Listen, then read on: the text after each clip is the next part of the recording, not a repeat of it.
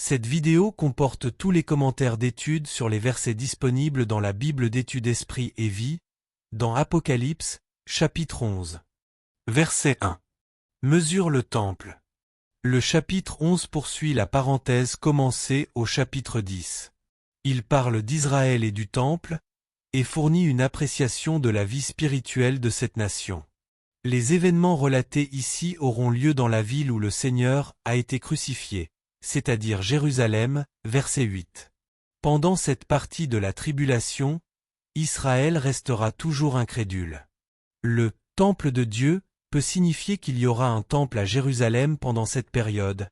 Il sera profané par l'Antéchrist, voir chapitre 13 versets 14 à 15, Daniel 9 verset 27, 12 verset 11, 2 Thessaloniciens 2 verset 4, voir l'article sur la grande tribulation.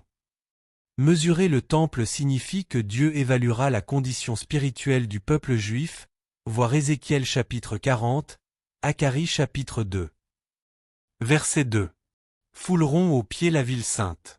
Au cours de la tribulation, Israël et la ville sainte seront opprimés par les gentils et souffriront terriblement pendant 42 mois, voir Luc 21 verset 24, note. Israël sera sévèrement jugée parce qu'elle aura rejeté Christ et vivra dans une immoralité comparable à celle de Sodome, verset 8 et verset 13. Les 42 mois correspondent sans doute aux derniers 3 ans et demi de la tribulation, voir Daniel 7 verset 25, 12 verset 7, voir Daniel 9 verset 27, note. Verset 3. Mais 2 témoins. Dieu enverra 2 témoins pour qu'ils prêchent l'Évangile et prophétisent sur l'avenir. Ils seront revêtus d'une grande puissance spirituelle, versets 5 à 6, et accompliront leur ministère par la puissance de l'Esprit. Ils constitueront une grande menace pour l'Antéchrist et pour l'ensemble des impies pendant une période de 1260 jours, et ils neutraliseront les signes et les prodiges de l'Antéchrist, chapitre 13 versets 13 à 14. Ces 2 témoins auront à la fois le pouvoir de Moïse et celui d'Élie, voir Malachie 4 verset 5, note. Verset 4. Olivier, chandelier. En employant ce langage, Jean montre que ces 2 témoins seront remplis du Saint-Esprit dans le but de révéler la lumière ou la vérité de Dieu, voir Zacharie 4 versets 2 à 14, note. Verset 7. La bête les tuera.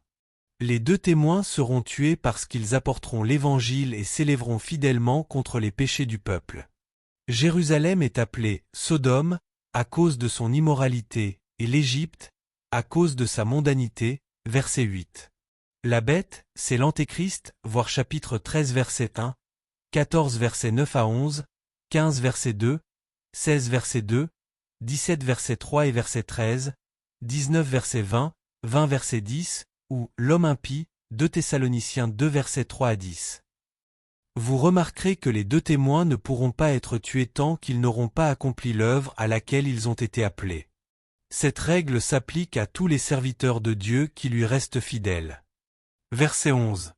Une grande crainte s'empara de ceux qui les voyaient. À cause de la résurrection des 2 témoins, versets 11 à 12, et du jugement de Dieu, verset 13, une partie des habitants de Jérusalem recevra le message des 2 témoins et rendra gloire à Dieu, verset 13. Verset 15. Le 7e ange sonna de la trompette. Le son de la 7e trompette annoncera que le monde est devenu le royaume de Christ, qui régnera éternellement, voir chapitre 20 verset 4, note, Ézéchiel 21 verset 31 à 32, Daniel 2 verset 44, 4 verset 3, 6 verset 26, Acharie 14 verset 9. Autrement dit, la 7e trompette comprend des événements qui se prolongeront jusqu'au retour de Christ, y compris le jugement des 7 coupes, qui commence au chapitre 16. Le son de la 7e trompette est suivi d'une parenthèse qui révèle certains événements en rapport avec la période de tribulation, chapitre 12 versets 1 à 15 verset 4.